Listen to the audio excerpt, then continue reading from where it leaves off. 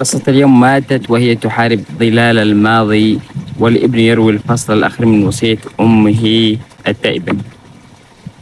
البداية تقول: عندما يعمي القلب من شدة الألم، أنا فاطمة أعلم بأن الكلمة التي أخطها الآن لن تغير لي ما اقترفته ولن تغفر لي ذنبي، ولكن أكتبها للتحذير كل من يسلك طريق الظلام ويتبع الشعوذة والجن. قبل أعوام طويلة كنت أمًا هادئة تعيش حياة بسيطة مع ابنها الوحيد حمزة. فجأة انقلبت حياتي رأسًا على عقب حين أصيب حمزة بمرض غامض ومفاجئ جعل جسده يذوي أمامي يومًا بعد يوم، وأعجز وعجز أفضل الأطباء على تشخيص العلاج لحمزة. كنت أجلس بجوار فراش حمزة ليالي طويلة وأنا أبكي بحرقة حتى أوشكت على فقدان عقلي من شدة العجز. في تلك الليلة الحائكة دلتني امرأة طاعنة في السن، عرفت بأعمالها المشبوهة على امرأة تدعى خديجة، وهي عجوز تنعزل في كوخ مهجور بأطراف الغابة المظلمة. دفعني اليأس الأعمى للذهاب إليها. استقبلتني بابتسامة مرعبة وقالت بصوت أكش: لكل شيء ثمن يا فاطمة، وهل أنت مستعدة لتبيعي راحتك مقابل الحياة ليعيش طفلك بسلام؟ وهي من أمرضت الطفل ومن أصابته بهذا المرض لكي تشتري حياة الأم. دون تفكير أو وعي وافقت على شروطها. وفي صباح اليوم الثاني قام حمزة على قدميه معافى تماما كأنه لم يكن به مرض قط. تقول فاطمة: لكن روحي كانت قد بيعت للشيطان. بدأت علم الطلاسم. لم تكن خديجة لتتركني وشأني، فالعهد الذي أبرمته كان مجرد بداية لسلسلة طويلة من العبودية للظلام. تقول: بعد أشهر قليلة عادت تطلب مني أول خدمة، وهي تنفيذ أعمال مؤذية لشخص بريء في القرية. عندما ترددت هددتني باستعادة مرض طفلي وأعادته فعلا إلى فراش الموت، فلم تجد نفسي الخائفة مفرا سوى الانصياع لأوامرها. هكذا بدأت رحلتي الفعلية في تعلم السحر الأسود. شوفوا، بدأت بصناعة الطلاسم المظلمة. كنت أقضي الليالي في غرفة مظلمة أكتب رموز غريبة. ركزوا معي يا أخو. تقول: هكذا بدأت رحلتي الفعلية في تعلم السحر الأسود. بدأت بصناعة الطلاسم المظلمة. كنت أقضي الليل في غرفة مظلمة وأكتب رموز غريبة ومقلوبة على جلود بالية مستخدمة من بخورات وغيرها، مستحضرات منسية، استحضار للكيانات الخفية. وبدأت أتعلم من هذه العجوز فتح أبواب الأرواح الشريرة، وأستدعي خدام العهود والطلاسم لأنفذ مهام إلحاق الضرر والتفريق بين الأحبة وإشعال الفتن مقابل تقديم طقوس غريبة. مخطوطات الإسرار امتلكتها، كتبا قديمة مثل ملتوية الصفحات كانت تملي علي قواعد القسوة وتجردني تدريجيا من أي شعور بالتعاطف الإنساني والرحمة. أصبحت الساحر الأكثر رهبة في المنطقة. يخشاني الجميع ويأتون إلي سرا لطلب العون في الشر. كنت أتلذذ بسلطتي الوهمية متجاهلة تماما صوت الضمير الذي تلاشى تدريجيا والغرور. مرت السنوات، صار حمزة شابا يافعا وسيما.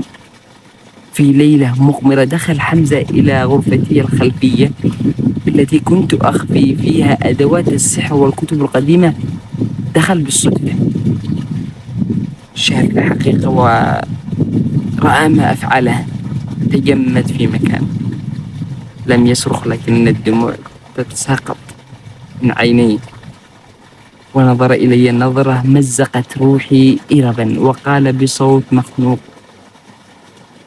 ليتني مت صغيرا يا أمي ولم أكتشف أن الحياة التي أعيشها مبنية على أذية الآخرين وعلى ظلامك.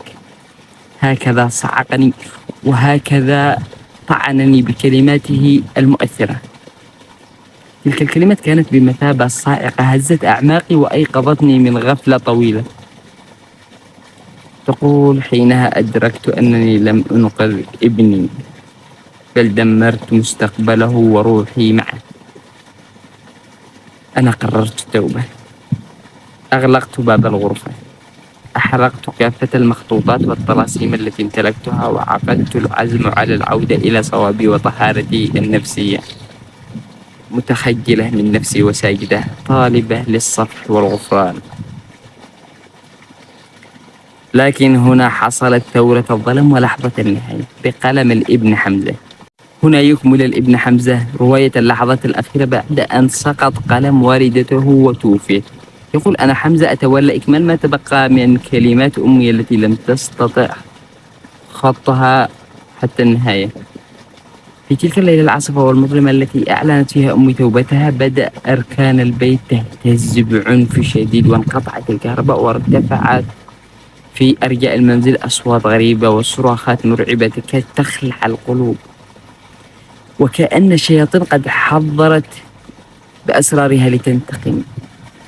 كنت أركض نحو غرفة أمي، فرأيت أطيافا سوداء ودخانا كثيفا يحيط بهيئة العجوز خديجة، وكيانات أخرى مرعبات تتوسط الغرفة وتصرخ بوعي: العهد لا ينقض والنهاية حتمية. كانت أمي جالسة على سجادة الصلاة ووجهها باهي، ولكنها كانت تقاوم بكل ما أوتيت من قوة وإرادة وصمود، رافضة الخضوع لهم، وتردد بصوت ثابت عبارات التوبة والاستغفار. وفجأة وسط تلك المعركة الروحية الضاربة انقشع الظلام المفزع، وسكتت العاصفة في ومضة واحدة. هرعت نحو أمي وأناديها مرارا، لكنها لم ترد. وجدتها قد فارقت الحياة وسقطت راكعة على سجادتها. الأمر الذي أبكاني وأراح قلبي في آن واحد أن وجهها كان هادئا ومطمئنا يغمره نور السلام والسكينة، وكأنها انتصرت في معركتها الأخيرة ورحلت طاهرة نقية تطوي صفحات الظلام إلى الأبد. هذه قصة حقيقية، ولنا أن نأخذ العبرة منها، ولنا أن نتأثر. الرسول صلى الله عليه وسلم يقول: من أتى عرافا أو كهنا لم تقبل له صلاة 40. يا من كل يومكم وحياتكم كرستوها في الذهاب والعودة من عند المشهودين والمطلسمين، في تفرقة الحبايب، وفي الانتقامات، وفي الخبث، وفي أموركم الشخصية. ألم يئن لكم أن تعودوا إلى الله؟ ساحرة وكاهنة كبيرة رجعت للحق وأعلنت إسلامها وتوبتها وخضوعها لله، فهل ستتركون الشعوذة والطلسمة؟ أما آن لكم أن تعرفوا أن الله وحده هو القادر على كل شيء. آمنوا سحرة فرعون بأكملهم وهم يواجهون نبي الله موسى. أما آن لكم أن تؤمنوا؟ هذا هو النداء الأخير.